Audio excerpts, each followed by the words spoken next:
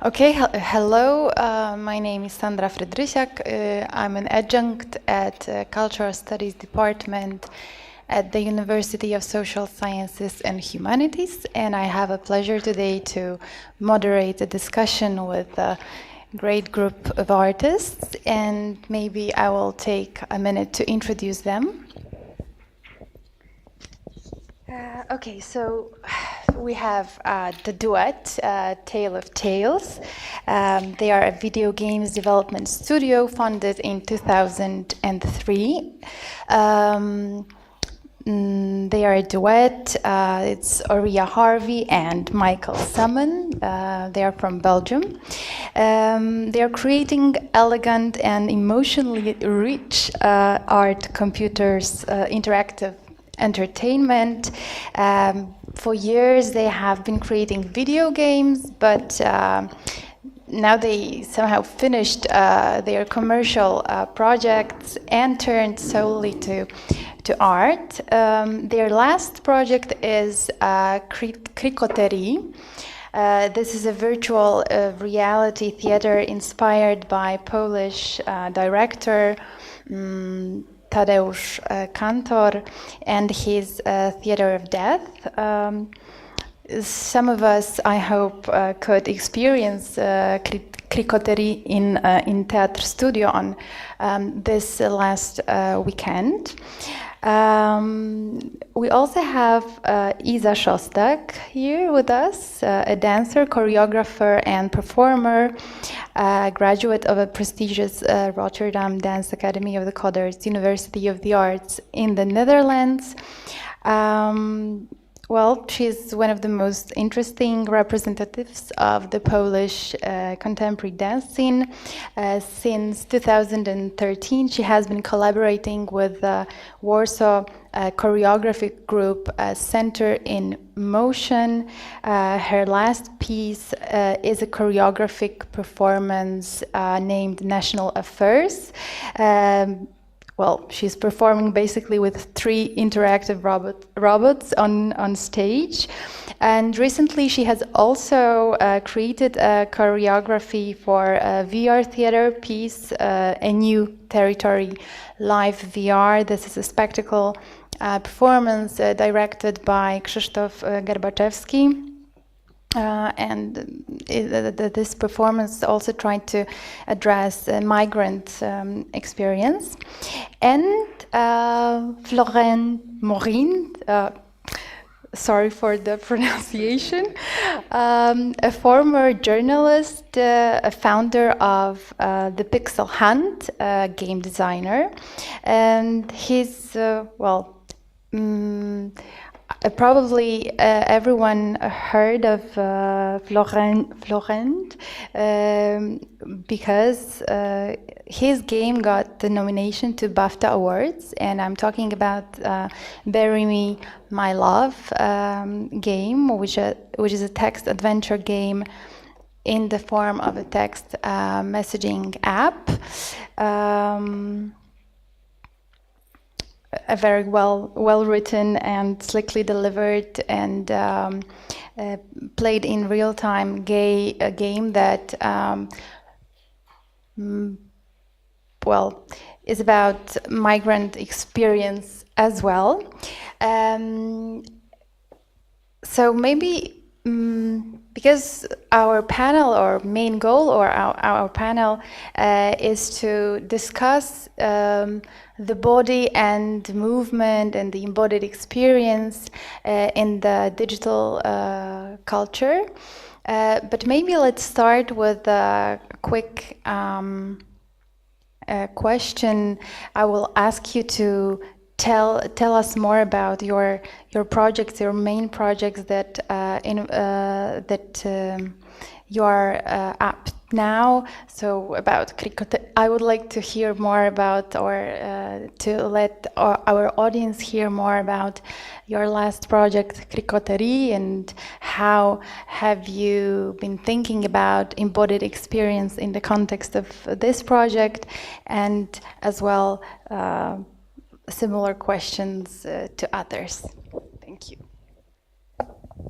How much time do we have? Yeah, as you heard, Cricoterie is a VR simulation based on the theater of Tadeusz Kantor. It's quite a simple application, really. You're in the VR, you're put on a stage, very much like this one. There's a wardrobe behind you, and every time you close the doors of this wardrobe, a new object appears in that, an object inspired by props and characters from Kantor's theater. You open the wardrobe, you take the object out, you put it somewhere on stage, wherever you want, etc. And that's sort of all. I mean, there's a few more elements to it, but there's no necessarily anything else that you have to do. And it's more about trying to build your own scene where you can confronted with these objects. Of course, they're from Kantor, so they're always kind of heavy symbolically.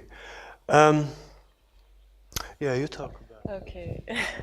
So I think in terms of the subject that we're here to discuss, one thing for us when we first started this project, it was last July, and we were in the town of Husisko here in Poland at Tadeusz Kantor's summer home. So we were in his space making this VR prototype, and we invited people to come from Krakow and also to the local people around in the town to come and to try and play test the project that we were working on. And this was different for Michaël and I because we were used to creating virtual worlds that took place in computer screens or on mobile devices. And the physical situation of the body in that case was someone sitting in a chair, and yes, they may have been transported somewhere, but they were transported in a very stationary way. When we invited people over, it was the first confrontation for us with the fact that the people who would be involved in our VR experiences that we were starting, there's not only this project but another one, but would be in a very physical altercation with not only, you know, being transported via the virtual environment and feeling that they're somewhere else, but they are also moving their physical bodies around in a space. Now, this also created a situation where we were like, well, okay, we've got people moving, so how can we help them to move? And not only that, but they are, while they're moving, there are all these other people who are not in the VR space, and they are also standing around staring at this person moving. So suddenly, for us, it became, this is how we decided upon that we had done the right thing in terms of putting someone in the position of being on a stage and creating a scenography. I don't know if you're familiar with what Tadeusz Kantor has done with his theater. He is frequently on the stage, and during the play, he is directing his actors, or at least sort of signaling and gesturing to enforce the actions of these actors. And so for us, this became kind of a mirror situation where we've got someone on stage and they are directing / performing. And when we show the work, it is also a theatrical moment for those who are watching, and for us, this is was really an interesting realization in our installation of the work that we had over the weekend. It took place in an actual theater. So again, it was like you're in a theater, and then in VR you're in a theater, and then you're the performer, but you're also you're the director in the work when you are viewing it. However, in the projection that people are seeing of what you are doing, you are the performer for them. So now all we're missing, we feel, is a way to get the bodies of the people who are the viewers, so to speak, gathered around watching the person doing the VR into the VR somehow represented as well. It's like, I guess we are interested in motion in that sense, in the sense that we want we don't want VR to be solitary, I guess, because it's actually not. People think you're just all alone in this VR space and you're shut off. But in actuality, every time I've seen VR, there's been the person, yes, maybe lost in the environment or transported in the environment, but there are also all these other bodies around who are inadvertently becoming a part of the experience. I just hope that made sense, but this is how we see the topic. Does it work? Hello? Yes. So referring to the topic of the body, I'm coming from the world of choreography and dance, and like last year we had a conversation with Krzysztof Garbaczewski, and he proposed me to work on VR technology, and I was a little bit against, because I was questioning myself, like, but Krzysiek, where is the body in VR? And then we have started to work on new territory in the end of May, and then again I was questioning, but then I realized that already a few years ago I gave myself this question: where is the body, and how can I use the body in choreography, or if it's necessary to use it? And and it turns out that most of my work that I made in few years, there are choreography either on machines. So I made a piece that is based on 2 excavators, and the recent piece that you mentioned I made on 3 robots. So and then coming back to the new territory, we were thinking like how to use the VR, but not in the sense that you have your individual experience. You have, but at the same time you have an experience with the other members, with the spectators that are coming to the theater. And what we have done it's so basically people are coming to the space, and before they receive the headset,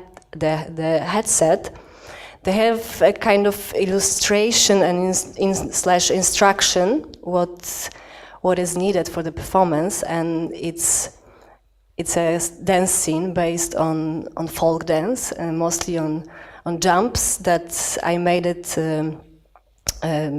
being inspired by mountaineers' folk dance and a little bit of postmodern dance, let's say. So the spectators are watching the choreography, and then they are invited to use the headsets they are putting on, and they are jumping in a different world. They have these memories of the jumping, and actually they are moving in the application by jumping, because we have used the gyroscope, and the gyroscope in the phone is responsible for placing you in the space. So they are jumping with the help of the performers, and then they are penetrating the space, and they see each other.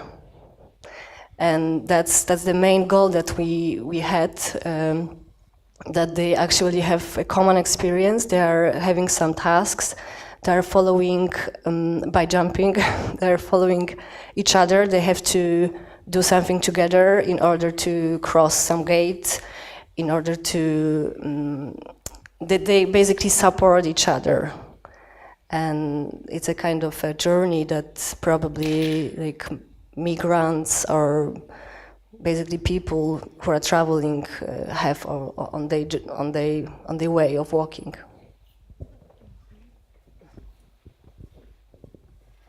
So about Bury My Love, it came to me as an idea for a game after I read an article on French newspaper Le Monde, which was called "The Journey of a Syrian Migrant as Told to Her WhatsApp Conversations."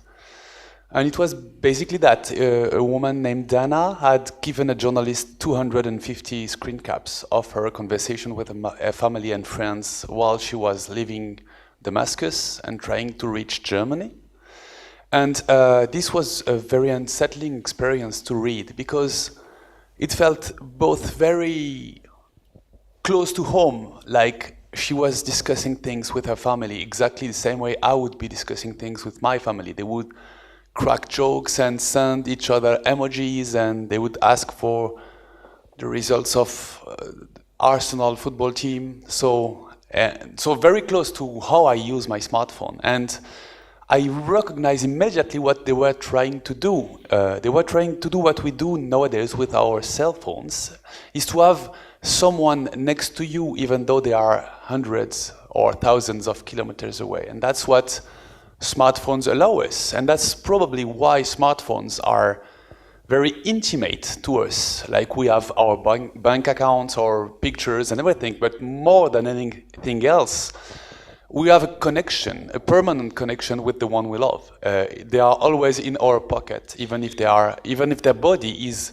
thousands of kilometers away. So I recognized that in my body, I understood like a gut feeling what they wanted and why they kept in touch with their families that way. But on the other side, they were discussing questions of life and death, like should I follow this smuggler, or I don't know where I'm going to sleep tonight, or questions like that. So my physical integrity is in danger. And that's something I do not discuss with my family. Even though text messaging your friends and family is very special, I tend to be much more intimate with them by text messaging them than when I have them face to face. It's much easier because you don't have the body of the other person in front of you. So you can open up in ways that it's probably more complicated when you are facing the other person.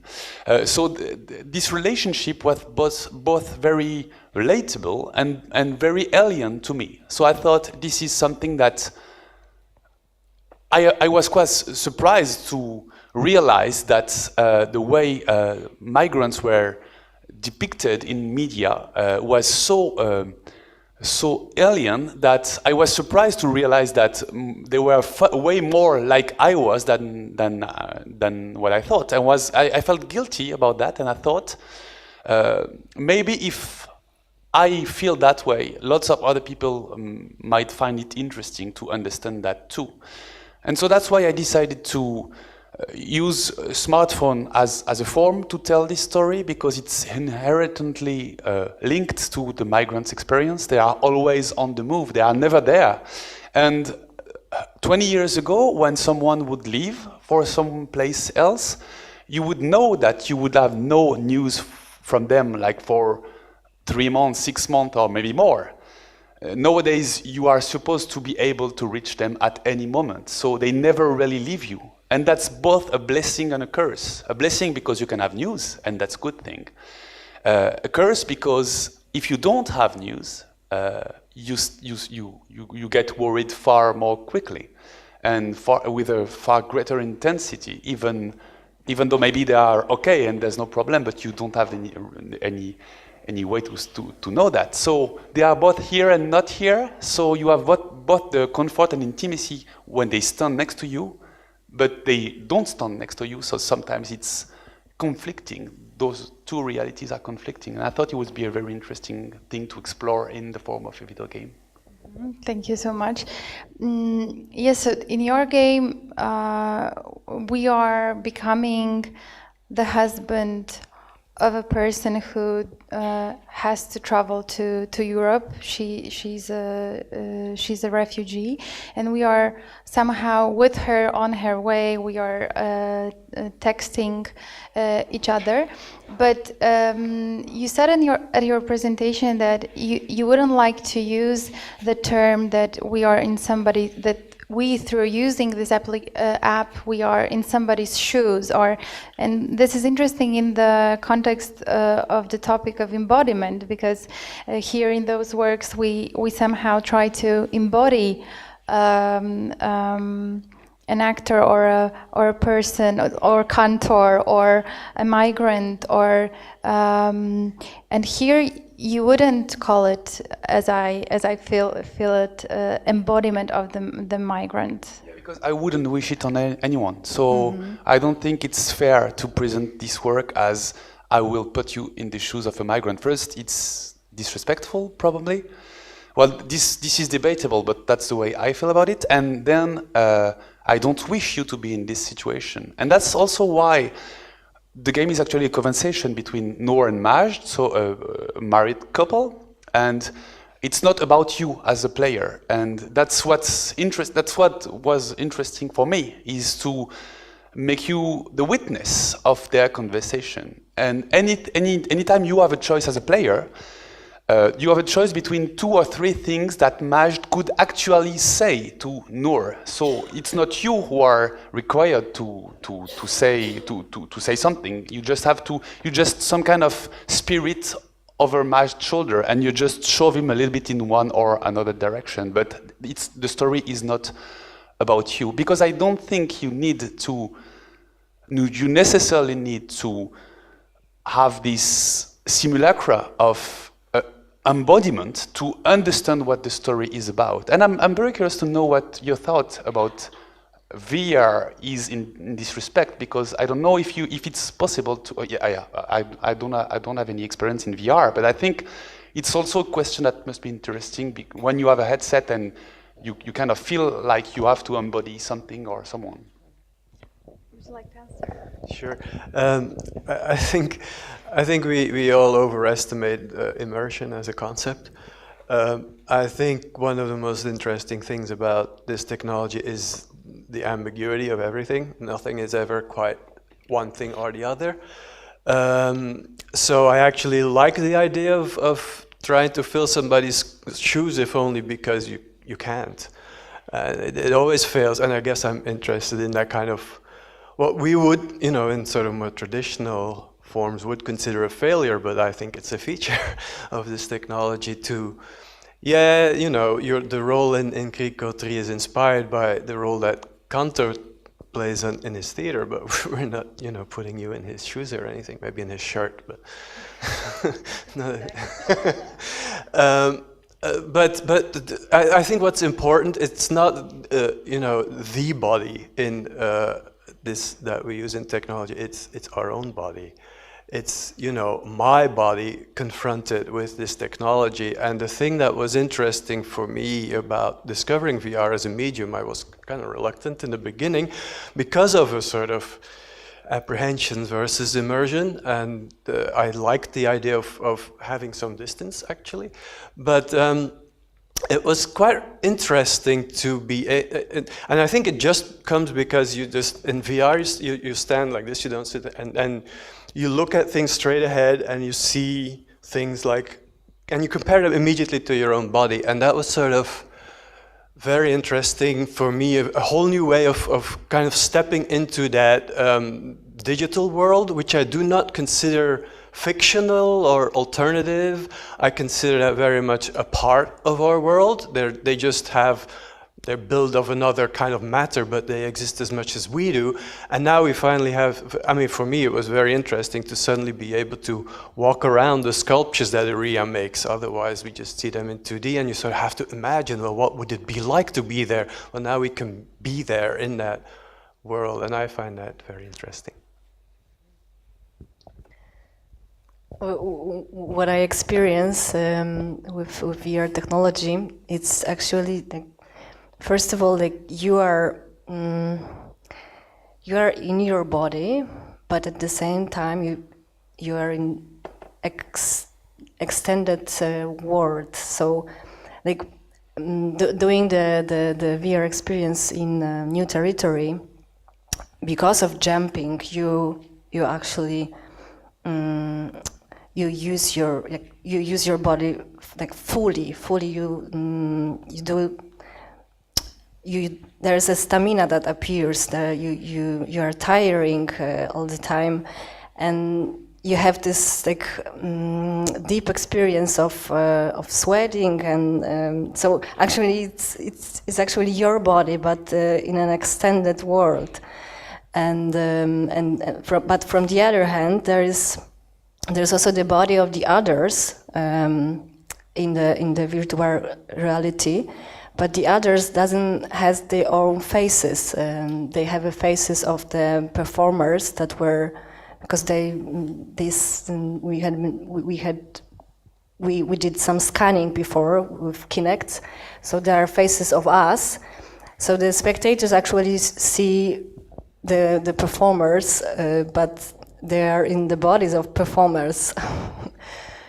And it's a very weird experience of coming yes, coming with the friend, and then like you're screaming to your friend, "Hey, come on, are you close to me? Can you jump? Then I will see you." And there's my face on the friend. Yeah, so this tension between the reality and your physical body, and the image of your physical body versus the image that you got in the VR. Is it a shirt, or is it a personification of another person? But I think that what's most important is that in those experiences, we are actually using our physical body to move the virtual one. So in order to manipulate the objects in your work, in order to create, to direct the scene, you have to use your physical body that is mapped in life time into this virtual world, and the same in your piece. So you have to move your physical material body in order to make a difference in the virtual world. So actually we tend to think about digital culture and when we have such an immense rise of the use of new technologies, new media, we tend to think that it immobilizes us, it somehow dematerializes us into some virtual avatars. But actually your work your works show that our experience with new media here with virtual reality can be a really immensely embodied experience. I guess so. I think that the difference between something like Bury Me, My Love and the way that you have positioned it, though, is much more akin to reading a novel, but at the same time, so like you put yourself imaginatively into the body of, like, even if we're not supposed to be in his shoes, we still are, in a certain sense, because of our imagination. And as we've spoken with several people over the course of the conference, the problem that exists with VR is that there is very little space for imagination. You're too busy acting with your real physical body and being in that sort of, it's because you're in yourself, you are sort of self-conscious to the extent that your imagination is pushed to the side, it's not needed. How do you create for... A problem for us has been, how do we create for this space where the imagination isn't utilized, really? I mean, as of yet, VR, at least for me, is not this kind of situation where I am really embodying someone to the point where I am gone and I am believing that I am someone else. I am always myself in that sense. I don't know. So in a sense, we lost a dimension that, you get to keep. And the other thing I wanted to say about your game that was interesting, or that, I haven't played it, but that is interesting for me, is this idea that indeed, yeah, we all live on the same planet, we all have the same technology, so why would this person's experience be any different? The main issue that this person has nothing to do with, the technology. It has to do with the idea that one person is considered more valid than another. It's like you can't put yourself in that position, really, and indeed it would be kind of disrespectful to try and sim and role play, that situation that you are not in, and that are, and you, as you say, you wouldn't wish it on anyone. You wouldn't, So it's like a funny. Thing. We legalize some bodies and illegalize others. We are talking about putting a body into a virtual world. I don't know. The world is a funny place to me right now. That's all I'm saying. It's like this. That's where we buckle up with the question of motion. Like, for those people, the mere fact of crossing a border is something that is forbidden to them, and I came here without a single problem because I just have the right passport. And this is something that we as Europeans tend to forget, like, very, very, very quickly. And so I think that by appealing to this relationship of intimacy you have with your smartphone, it might be a good way of making people understand that they tend to forget too quickly that everybody they see on TV, even those huge crowds of faceless people packed next to a border, are each and every one of them are individuals with families, with people who care about them and feel for them. And I'm kind of sorry we have to reassess that, but I think we do need to reassess that in the current situation we are. So if we achieve that, it's something precious, I think. Yeah, well, my second question to you, I plan to ask you about why did you choose smartphones as a medium and application as a medium of this story? Why haven't you wrote a novel, for instance, you know, to tell this story and to achieve this goal of spreading the story of real people, making them closer to us, making us understand more their problems. We had some feedbacks from people on the far right spectrum of the political spectrum. How comes they're supposed to be super poor and they have a smartphone? So if they have the means to buy a smartphone, they have to. But those people don't realize first that people from Syria, they used to live in a fairly developed country first. And second, this is the one and only way they have to keep in touch with their friends and families. So that's the most precious good they have. So if they have to spend lots of a huge part of their savings to buy a smartphone, of course they are going to do that, of course. And I think why we use this format is because we wanted to talk to the people through their bodies and their perceptions, and through the relationship that already exists between you and your smartphone, and the emotional investment that you already have with your loved ones through your smartphones. We wanted to use that and not reinvent the wheel, use something that's already existing to convey the emotional part of the story. Which makes it also accessible, as you said at the presentation, to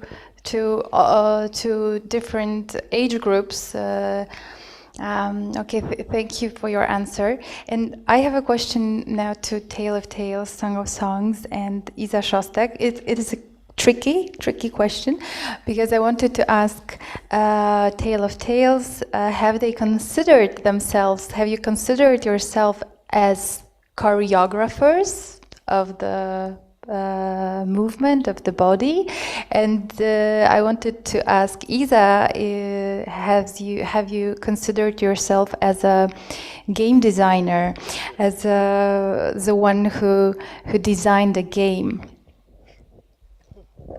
Maybe you should ask her if she considers us choreographers.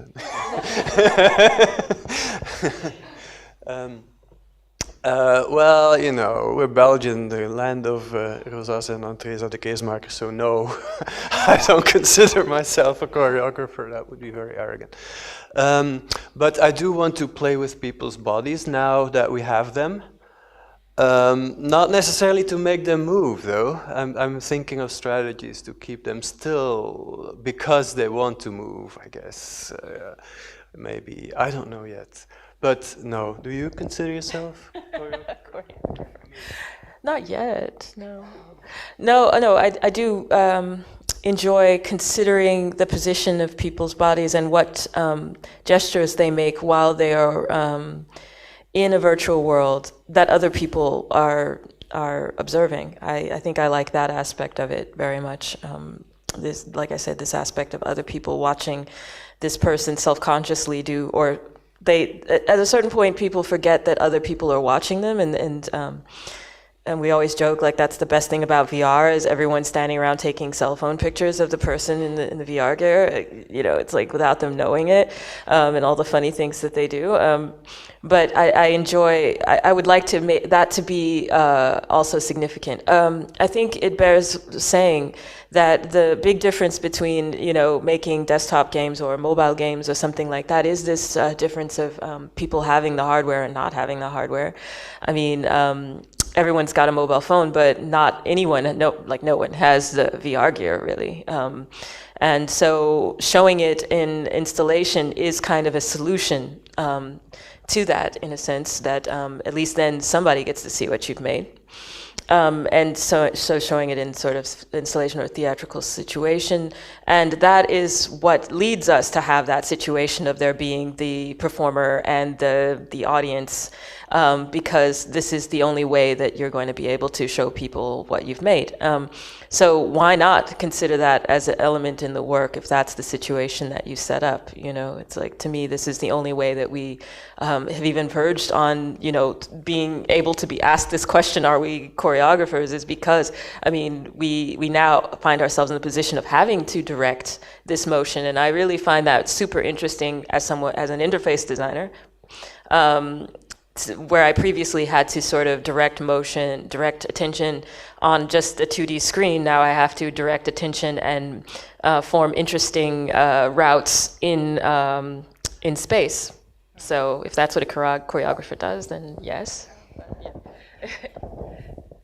Yeah, exactly, because the user of the game, of this VR theater that you're proposing, and other games as well, because you have the games like Luxuria Ex Superbia, where you touch the screen, so you also move your hand and you interact with the object actually. So you have this movement, this choreography of the user. But I was thinking more like, when you designing the VR space, are you thinking of how, on the one hand, how the objects can be moved, the objects of your space that you are creating, versus what movement has to be done to move by the user to move the object? So are you thinking about this embodied experience while you're creating the interface? In this instance, not so much, because right now we just wanted the people, I mean, I should say that while people are pulling things out of this wardrobe, there is a view projected of the floating shirt of Cantor with hats, like also doing this, mirroring the movements of the person who is doing this. So we just thought about that theatrical aspect of what it looked like in the projection of someone placing all these objects on the stage. But we have other ideas that are much more specific in terms of the gesture and position of people's bodies that we'll probably use for other projects, if that answers the question. Now I'm thinking that maybe it could be very fruitful, the collaboration between choreographers and game designers, because choreographers has a lot of tools that are referring to the movement qualities, motoric, and probably when you're thinking about some, I don't know, cartoons or a VR person that is in the game, those kind of motorics are needed in order to specify the character. Also, we are working a lot with the space, with the environment that is on stage and time. So the dynamics of the character. So maybe the collaboration between those two people would be very fruitful. Yeah, and I think I would even call myself, maybe it sounds very serious to be a game designer, but as I'm working with creating the worlds that are combined of human and unhuman beings, like robots or machines or some other members, then it's a little bit like in game. And I'm using all those tools that probably the game designers uses as well.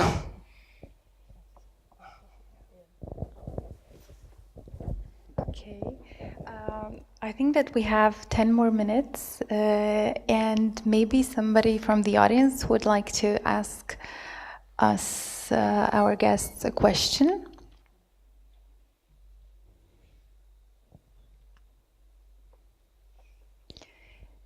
Well, think about it. I have another one for you. I have a question concerning the opposition between games and reality, games and non-games, news games, like maybe the question to Song of Songs, like how would you, because sometimes it is difficult to name your work. Because sometimes you're using a term installation when we had the premiere, and sometimes people say about it that it is a game, but actually it's not a regular game. And you introduced a term non-game. Could you elaborate on it? What is it? Well, the word was not games, in plural even. It's actually kind of simple, because when we were making video games, people kept telling us that that what we were making was not games. And so we said, okay. No, we didn't just say, okay. We actually wanted to have a conversation about what can you do with this medium that video games use to make things. You know, we're creative people. We don't necessarily need to make something that's already been made before. And we wanted to have that conversation with other creators, but we couldn't, because every time we tried to start a conversation, like online in a forum or something, somebody would butt in and says, that's not a game. So we started our own little secret society where we could discuss these things. So that's all there is to it, really. I mean, it was sort of more to create a platform where people could like seriously consider that weird idea of using computers to make things that are not video games. That's all. I mean, it's very paradoxical, because video games are visceral experiences. Even the most commercial AAA games, they try to take you away from the space you are in at a moment and bring you with them in another space. And they want to do that, but they also want to do that very primitively. It's always the same mechanics, always the same kind of emotion that are explored, like fear and very impressive effects, Hollywood-like effects, or the will to be in power fantasies, the will to dominate and to be this like super muscular hero, and that's a shame. I think. Like it's cool. I have nothing against those kind of games. Why not? But it's only a fraction of what you can try to, which emotions you can try to generate in someone's body and mind, and it's only a fraction of the places you can take them to with the medium of video games. And oddly enough, when you try to do something else, you generate a lot of tension and like backlash, huge backlash from the so-called gamer community. And I think like it shouldn't be that way, and it should be like we should have to try to challenge that again and again and again until we are at last allowed to explore every possibility and to generate every reactions and every feelings and every like physical and emotional feelings that you can generate with like digital worlds, and not only specifically games. I think I especially will only be happy when I get to stop having this conversation. I mean, in the sense of, well, like you are a choreographer and you are using the same technology that we are using, but no one's gonna like bug you about it. Yeah, I know, but I guess what I mean is just that the context in which you show something is sort of more important than giving it whatever you might call it. I mean, if we call it a game yet we're showing it in a theater, I mean, is this really a topic of discussion? Or, but I think that that's why we prefer to deal with the idea of simulation And so it's like, you know, you're doing a theater or a dance or, you know, your project within the realm of the simulated world in VR, you know, and it's just as simple as that, you know. And I think that all this stuff with what do you call it, and not games and all this stuff is super boring, and is only something for the video game. It's only a problem in video games industry. That's the only place that has a problem. True. How should I draw? True. Do anyone have a question for our guests? If not, I would like to thank you so much for the conversation, and thank you.